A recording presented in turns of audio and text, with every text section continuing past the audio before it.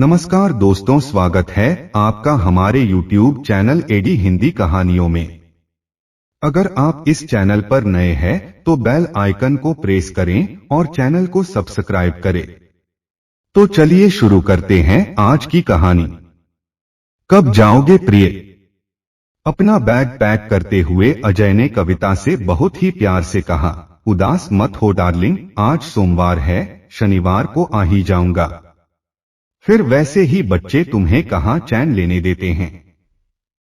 तुम्हें पता भी नहीं चलेगा कि मैं कब गया और कब आया। कविता ने शांत गंभीर आवाज में कहा, बच्चे तो स्कूल कोचिंग में बिजी रहते हैं, तुम्हारे बिना कहाँ मन लगता है।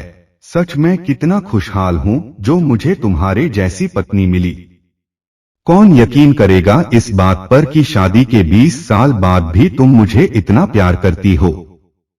आज भी मेरे टूर पर जाने पर उदास हो जाती हो।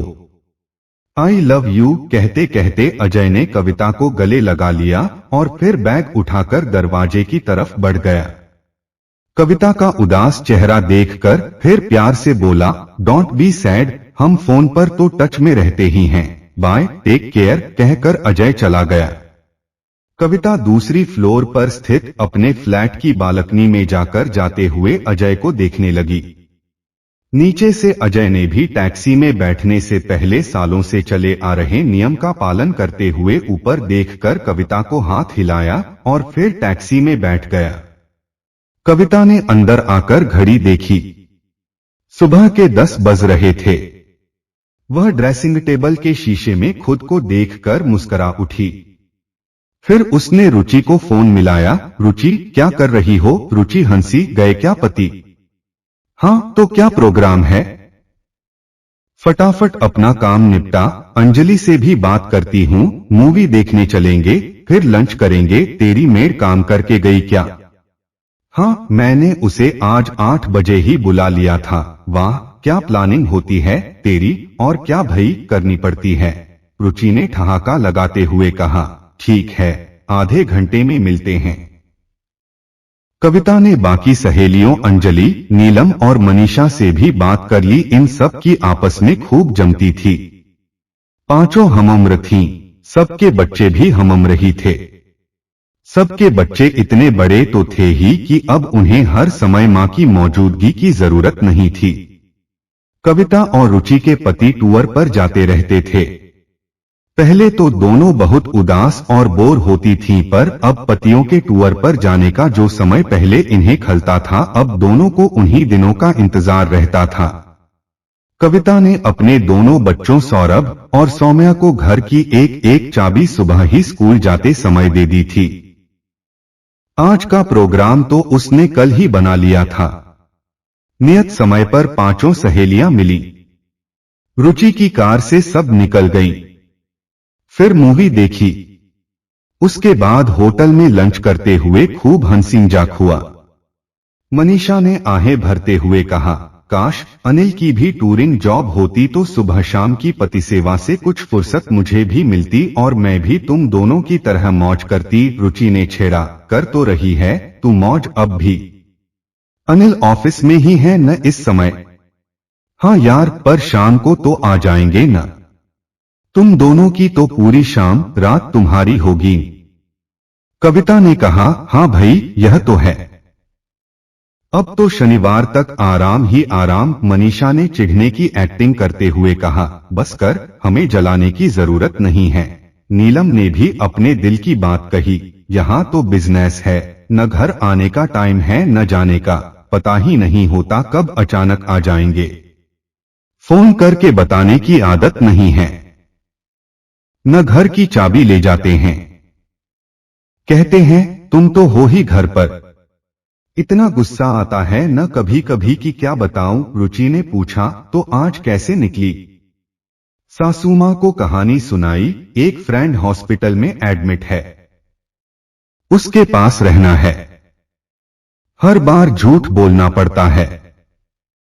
मेरे घर में मेरा सहेलियों के साथ मूवी देखने और लंच पर जाना किसी को हजम नहीं होगा। कविता हंसी, जी तो बस हम रहे हैं। यह सुन तीनों ने पहले तो मुंह बनाया, फिर हंस दी।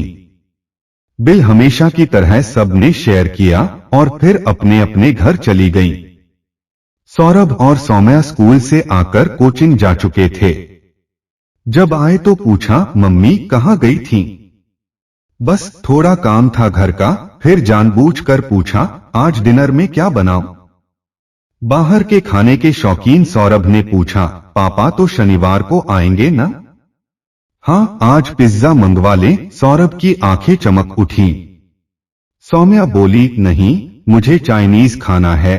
कविता ने गंभीर होने की एक्टिंग की। नहीं बेटा, बाहर का खाना बार बार ऑर्डर करना अच्छी आदत नहीं है। मम्मी प्लीज, मम्मी प्लीज, दोनों बच्चे कहने लगे। पापा को घर का ही खाना पसंद है। आप हमेशा घर पर ही तो बनाती हैं।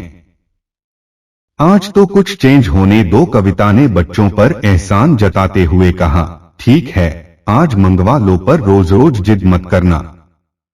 सौम्या बोली, हाँ मम्मी, बस आज और कल। आज इसकी पसंद से, कल मेरी पसंद से। ठीक है, दे दो ऑर्डर। दोनों बच्चे चहकते हुए ऑर्डर देने उठ गए। कविता मन ही मन हंस रही थी कि उसका कौन सा मूड था खाना बनाने का। अजय को घर का ही खाना पसंद है। बच्चे कई बार कहते हैं, पापा का तो टूर पर चेंज हो जाता है, हमारा क्या? वह खुद बोर हो जाती है रोज खाना बना कर। आज बच्चे अपनी पसंद का खा लेंगे। उसने हैवी लंच किया था, वह कुछ हल्का ही खाएगी। फिर वह सैर पर चली गई। सोचती रही, अजय टूर पर जाते हैं तो सैर काफी समय तक हो जाती है, नहीं तो बहुत मुश्किल से 15 मिनट सैर करके भागती हूँ। अजय के ऑफिस से आने तक काफी काम निपटा कर रखना पड़ता है। शाम की सैर से संतुष्ट होकर सहेलियों से गप्पे मारकर कविता आराम से लौटी। बच्चों का पिज्जा आ चुका था। उसने कहा, तुम लोग खाओ, मैं आज कॉफी और सैंडविच लूंगी। बच्चे पिज्जा का आनंद उठाने लगे। अजय से फोन पर बीच बीच में बातचीत होती रही थी। बच्चों के साथ कुछ समय बिताकर वह घर के काम निपटाने लगी। बच्चे पढ़ने बैठ गए।